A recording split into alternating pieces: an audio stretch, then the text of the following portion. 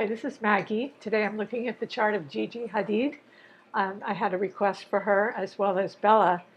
So I ended up doing Bella 1 and 2, and Mercury retro, I thought I was doing Gigi. So anyway, I may post both Bellas, and I believe I probably said the same things, only in a different way. So anyway, Gigi Hadid was born with Venus rising. She's double Taurus, born April 23rd, 1995, in Los Angeles, California. So she's Sun in Taurus, ascendant in Taurus. Taurus is ruled by Venus, and Venus is beauty. I mean, she looks absolutely beautiful. She does have a career in modeling.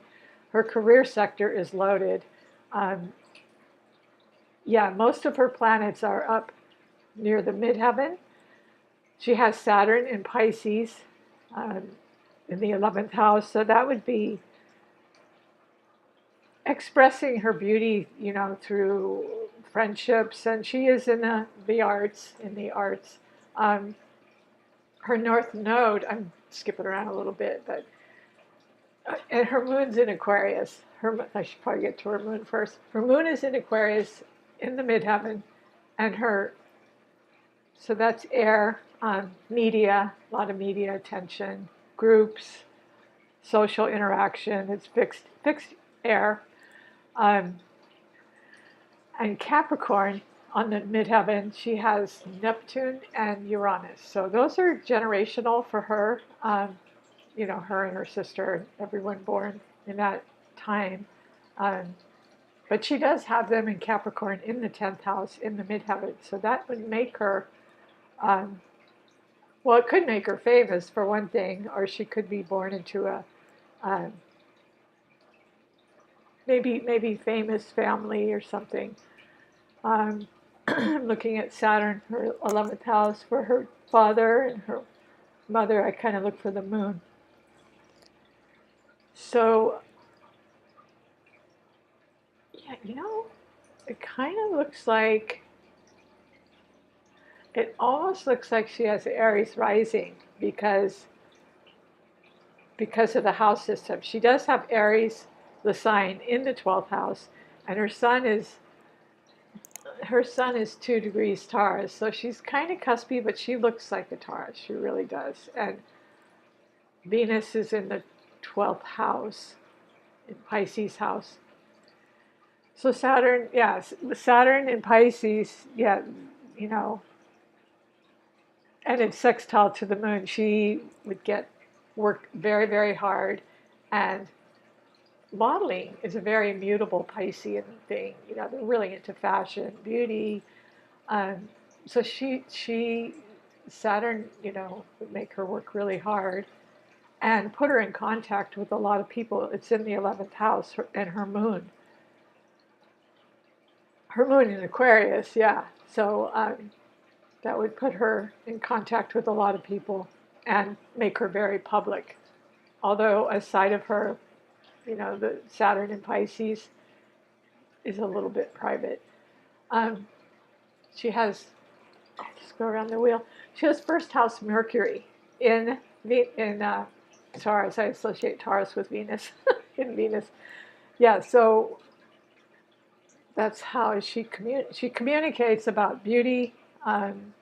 She is in the fashion industry.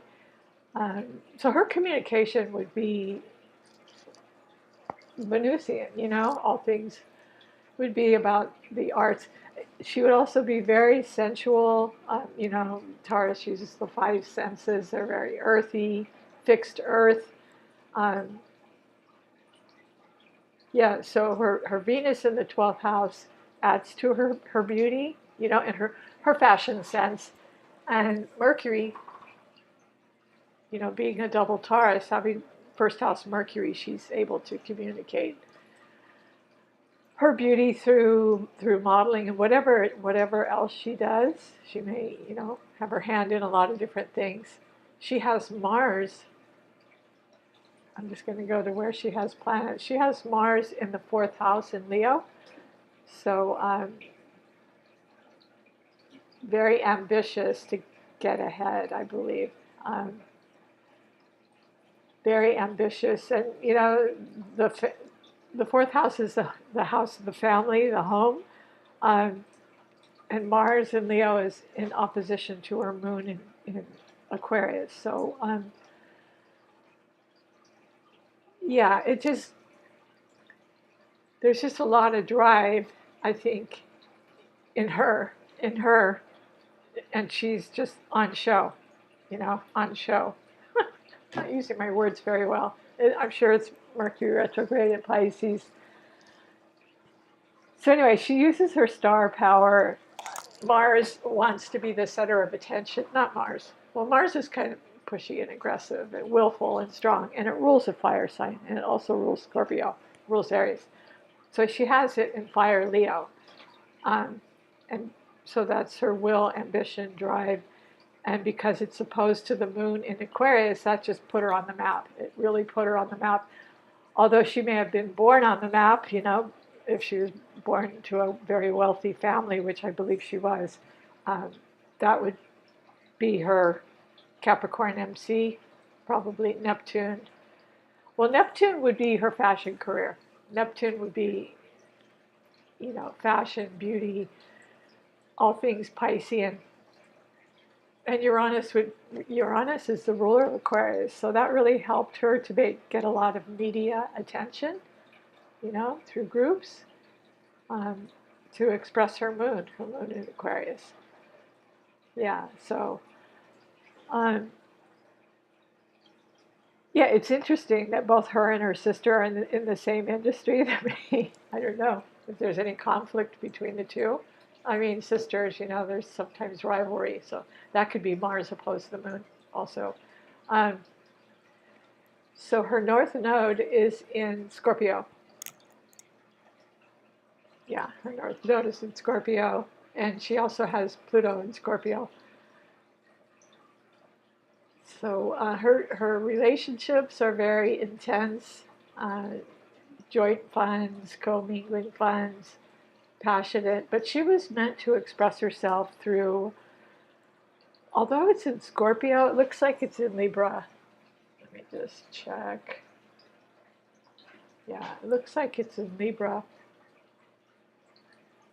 So it's kind of on the cusp. I should get the exact degree. No, it's 5 degrees Scorpio. 5 degrees Scorpio. So she expresses her beauty, her intense beauty. She may have a very strong sense of sexuality as well that may express through her beauty, because the North Node technically is in the 6th house. So she uses that through her work. She uses her art and her sensuality and, her Scorpio mystery, intrigue in her work and relationships as well. They would be very, very transformative and intense, and there may be some endings. Jupiter is the ruler of Sagittarius, so she has Jupiter and Sag in the 8th house. So extremely lucky with joint finances, with travel, international acclaim, fame. It's in the house of Scorpio. So, she was just probably born with a silver spoon. Jupiter's very lucky to have in your joint finance house. And with Sagittarius, it could color it from another country or, higher education, law, travel, definitely. A lot of traveling as a model, a lot of traveling. Yeah, so her midheaven, her Venus is in Aries in the 12th house. So the 12th house is the house of Pisces. So she uses her Aries probably aggressively. I mean, Venus is not an aggressive sign unless it's in Aries. Then it's a little more direct. However, it is in a water house, but it's in a fire sign. So she may be aggressive and assertive in her modeling career, and having all that earth as well really, really helps her.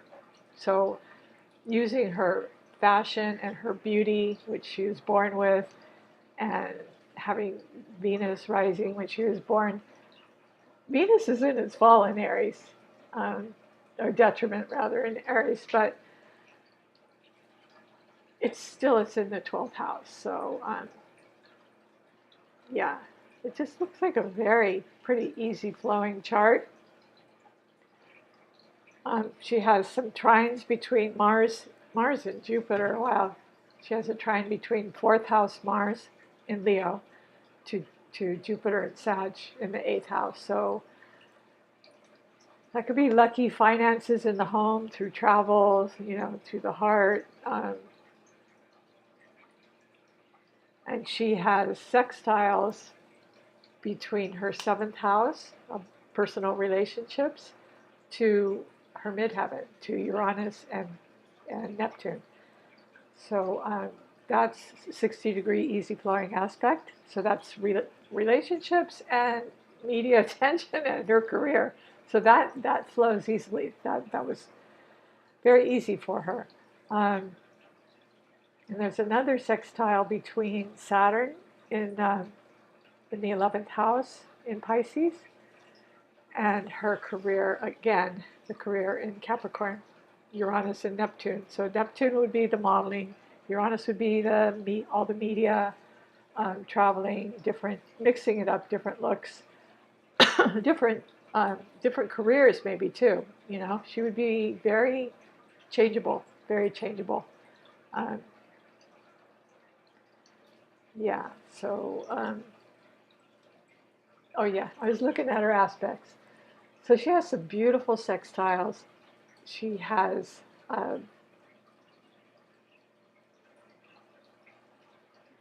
not very many squares.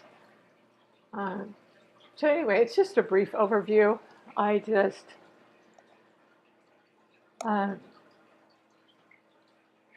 really love that sextile. It looks like a beautiful trine, but it's two sextiles and then the opposition between Aries and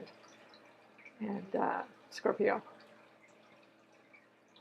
Yeah, so anyway, I'm going to break down the elements. So she has fire, Venus in fire, Aries, Mars in fire, Sagittarius. Wait a minute. Mars in fire, Mars in fixed Leo. Can't talk today. Mars in fixed Leo and Jupiter in Sagittarius. That's the ruler. So lucky. So lucky with joint finances and travel and international acclaim. And yeah, that's and it's transiting there right now. It's really good luck. It's really good luck to have your Jupiter there.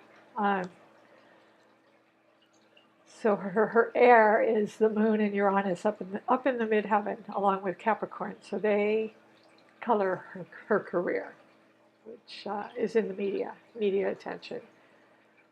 And water is Pluto in the North Node. So her relationships with Pluto in the North Node, because they're in Scorpio, she's dead serious about them. When she's in, she's probably all the way in.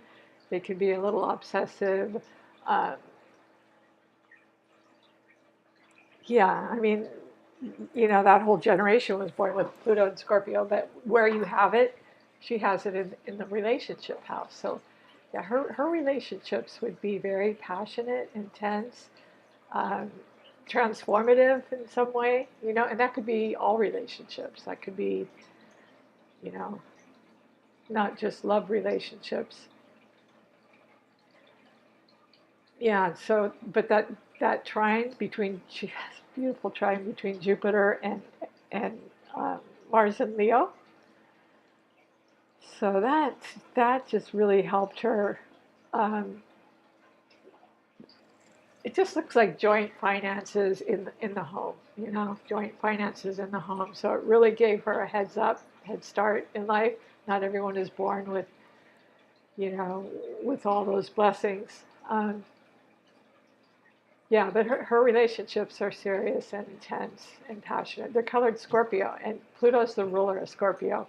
And because she has the North Node in in Scorpio, but it's kind of on the cusp of the sixth house. So it's like work and relationships. But she was meant to sort of like find herself through relationships, or that's her lesson. Maybe her lesson through in life through working out the Pluto and Scorpio relationships. That can be difficult at times. But luckily, she has a trine from Pluto to Venus. Yeah, Pluto to Venus. Wait. Oh, that's just because it's on the cusp. So anyway, I'm going to end this. um, I hope you enjoyed it. If you do, please like, subscribe, and share. And if you want to donate to my channel, just hit the button. Thank you.